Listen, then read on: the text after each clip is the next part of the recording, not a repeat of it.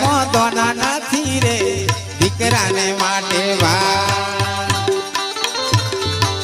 આજના જમાનામાં વર્તમાન કાળમાં સુખ છે, પણ આ મારા ગઈડિયા બેઠા એમને ખબર છે લાલ જુવારના રોટલા ખાધેલા।